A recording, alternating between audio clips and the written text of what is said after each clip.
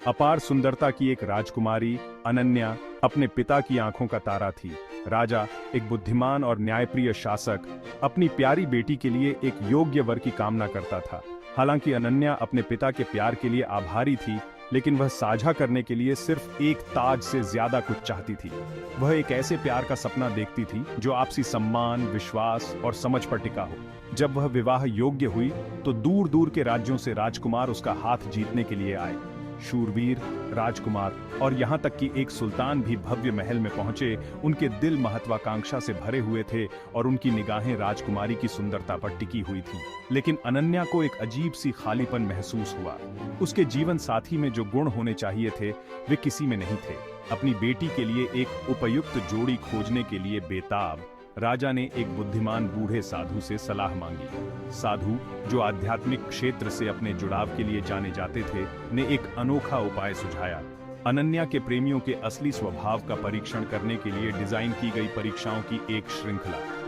राजा साधु की बुद्धि पर भरोसा करते हुए मान गया। इस प्रकार अनन्या के सच्चे प्यार की तलाश शुरू हुई, एक ऐसी खोज जो योग्यता की धारणा को चुनौती देगी और प्यार और बलिदान के सही अर्थ को प्रकट करेगी। परीक्षणों की खबर जंगल की आग की तरह फैल गई, जो एक सुनसान जंगल में रहने वाली एक शक्तिशाली जादूगरनी के कानों तक पहुंची। ईर्ष्या और सत्ता की प्यास में डूबी, वह एक राजकुमारी को सच्चा प्यार पाने के ख्याल से ही घृणा करती थी। उसने राजकुमारी की तलाश को भंग करने की कसम खाई, परीक्षणों को अपने फायदे के लिए बदल दिया। जादूगरनी ने राज्य पर उतरकर खुद को दयालुता के भ्रम में लपेट लिया। उसने परीक्षणों के लिए अपनी जादुई सहायता की पेशकश की, ऐसे चुनौतियों का वादा किया जो सबसे योग्य प्रेमी का पर्दाफाश करेंगी। राजा जादूगरनी के दिखावे से अंधा हो गया और अपनी बेटी की खुशी के लिए बेताब होकर आसानी से मान गया। राजा को इस बात का एहसास नहीं था कि उसने अनजाने में अपने घोंसले में एक सांप को आमंत्रित किया है। जादूगरनी ने अपनी आंखों में एक दुष्ट चमक के साथ अपने काले जादू को बुनना शुरू कर दिया, परीक्षणों को लालच, घमंड और सतहीपन की परीक्षाओं में बदल दिया। अनन्या जादूगरनी के आकर्षण के नीचे एक भयावह एहसास को महसूस करते हुए सावधान हो गई। फिर भी उसने इस उम्मीद पर कायम रही कि सच्चा प्यार अगर मौजूद है तो रास्ता खोज ही लेगा, और इसलिए इच्छा शक्ति की लड़ाई के लिए मंच तैयार किया गया था। सच्चे प्यार के लिए राजकुमारी की लालसा बनाम जादूगरनी की दुर्भावनापूर्ण इच्छा, जो उसके सपनों को चकनाचूर होते हुए देखना चाहती थी। पहला परीक्षण वैभव और भव्यता का तमाशा था। जादूगरनी ने विदेशी व्यंजनों और शानदार वाइन से लदे एक शानदार दावत का निर्माण किया। इंद्रियों को लुभाने के लिए हर निवाले को मुग्ध कर दिया गया था। सांसारिक सुखों का एक मोहक गीत। चमकदार प्रदर्शन से अंधे होकर प्रेमियों ने खुद को भोजन में डुबो दिया, राजकुमारी के लिए अपने कथित प्यार को भूल गए। अपनी बालकनी से देख रही अनन्या को निराशा हुई। ये पुरुष जो उससे प्यार करने का दावा करते थे, आसानी से सतही सुखों से बहक गए थे। राजकुमारी की प्रतिक्रिया को देखकर जादूगरनी मुस्कुराई। प्यार तो बस एक क्षणभंगुर कल्पना है, उसने फुसफुसाते हुए कहा। उसकी आवाज हवा में जहर की तरह थी। केवल मूर्ख ही ऐसी तुच्छ धारणाओं के पीछे भागते हैं। जैसे जैसे दिन रात में बदलते गए, प्रेमी दावत के जादू में डूबे रहे। उन्होंने अपने धन, अपने वंश, अपनी विजयों का दावा किया। उनके शब्द अनन्या के कानों में खोखले बज रहे थे। एक एक करके वे परीक्षण के आकर्षण के आगे झुक गए। उनका असली स्वभाव सामने आ गया। अनन्या, हालांकि दिल टूट गया था, लेकिन उसने उम्मीद नहीं छोड़ी। वह इस विश्वास पर कायम रही कि कहीं न कहीं उसके लिए एक दिल धड़कता है जो लालच और छल से अछूता है। दूसरा मुकदमा एक नम छायादार गुफा में हुआ, जो जहरीले सांपों के घोंसले का घर था। प्रेमियों की आंखों में डर देखकर खुश होते हुए जादूगरनी ने घोषणा की कि केवल वही जो बिना हिले डुले सबसे बड़े नाग से एक शल्क प्राप्त कर सकता है, राजकुमारी के हाथ का हकदार है। बचे हुए प्रेमी गुफा के खुले मुंह के सामने कांप उठे।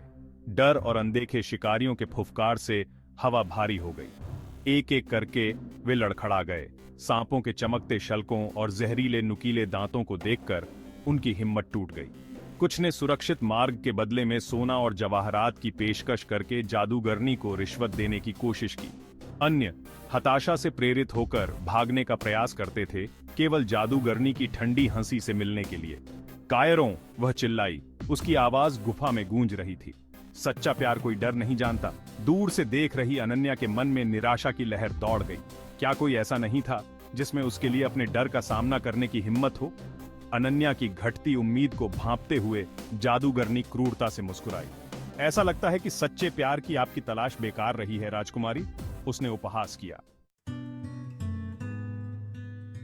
भाग 5, सच्चा राजकुमार। जैसे ही आखिरी प्रेमी कांप रहा था, एक व्यक्ति परछाई से निकला। वह कोई राजकुमार नहीं था, न ही कोई शूरवीर, बल्कि एक विनम्र किसान था।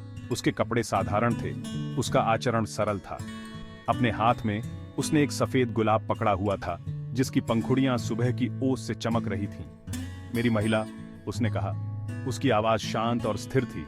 मैं आपको यह गुलाब अपने प्यार के प्रतीक के रूप में देता हूं, एक ऐसा प्यार जो कोई सीमा नहीं जानता। किसान के अचानक प्रकट होने से हैरान अनन्या को अपने भीतर उम्मीद की एक किरण जागृत महसूस हुई। घटनाओं के इस अप्रत्याशित मोड़ से क्रोधित जादूगरनी चिल्लाई, तुम मेरी अवज्ञा करने की हिम्मत करते हो किसान? तुम उसके सामने खड़े होने के भी लायक नहीं हो। जादूगरनी की धमकियों को नजरअंदाज करते हुए किसान आगे बढ़ा। उसकी निगाहें अनन्या पर टिकी हुई थीं। मेरे पास दौलत या उपाधियां नहीं हो सकती हैं, उसने कहा। उसकी आवाज अटूट थी, लेकिन मेरा दिल सिर्फ तुम्हारे लिए धड़कता है। मैं अपने प्यार को साबित करने के लिए किसी भी चुनौती, किसी भी खतरे का सामना करने को तैयार हूं। इतना कहकर वह नागलोक में प्रवेश कर गया। उसके कदम दृढ़ थे, उसकी निगाहें दृढ़ थीं। भाग 6, भेष उतारना। किसान के हृदय की पवित्रता को भांपकर सांपों ने हमला नहीं किया। इसके बजाय वे उसके सामने से हट गए, जिससे उसे अपने नेता, एक शानदार प्राणी जिसके शल्क 1000 सूर्यास्तों की तरह झिलमिलाते थे, तक सुरक्षित मार्ग मिल गया। किसान बिना किसी हिचकिचाहट के नाग के सामने घुटने टेक दिए और उसे सफेद गुलाब अर्पित किया। किसान के निस्वार्थ इशारे से प्रभावित होकर नाग ने अपना सिर नीचे कर लिया और किसान को अपने एक शल्क लेने दिया। गुफा से बाहर निकलकर किसान ने अनन्या को शल्क भेंट किया। उसकी आंखें एक अनकहे प्यार से भरी हुई थीं। जादूगरनी, उसका चेहरा क्रोध से विकृत हो गया। चिल्लाई, यह असंभव है, तुमने जादू का इस्तेमाल किया है, अपने धोखे को कबूल करो। किसान ने उसके आरोपों से बेपरवाह होकर अनन्या की ओर रुख किया और कहा, मेरे प्यार, मेरे पास छिपाने के लिए कुछ नहीं है। मैं एक साधारण किसान हूँ और मेरा एकमात्र जादू वह प्यार है जो मैं तुम्हारे लिए रखता हूँ। जैसे ही उसने बोला, एक अजीब सी रोशनी ने उसे घेर लिया और उसकी साधारण पोशाक एक राजकुमार के वेश में बदल गई। अनन्या हड़बड़ा गई। उसके अंगरखा पर बने चिन्ह को पहचान गई। यह एक पड़ोसी राज्य का प्रतीक था, जिसे लंबे समय से खोया हुआ माना जाता था। भाग 7, डायन की हार। जादूगरनी, उसकी योजनाएं विफल हो गईं। हताशा की चीख निकली। उसके भ्रम टूट गए। उसके असली रूप का खुलासा हुआ।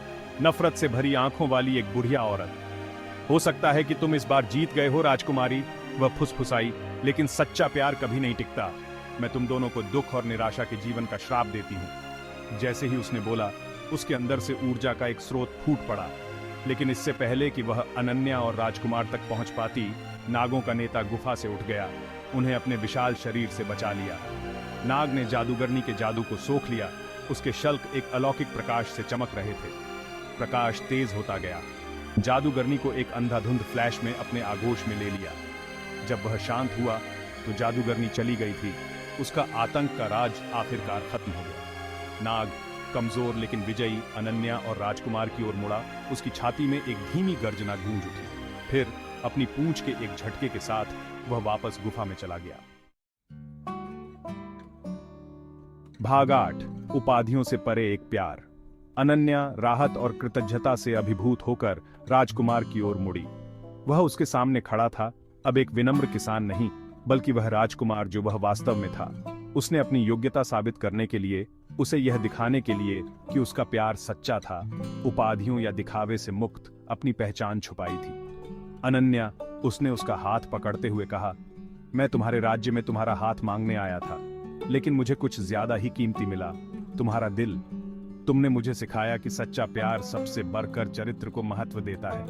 अनन्या, उसका दिल प्यार और प्रशंसा से भर गया। जानती थी कि उसे अपने सपनों का पुरुष मिल गया है। परीक्षण जो जादूगरनी के द्वेष से रचे गए थे, सच्चे प्यार की स्थायी शक्ति का प्रमाण बन गए थे। उन्होंने अन्य प्रेमियों की सतहीपन का खुलासा किया था, जबकि राजकुमार की अटूट निष्ठा का प्रदर्शन किया था। भाग 9।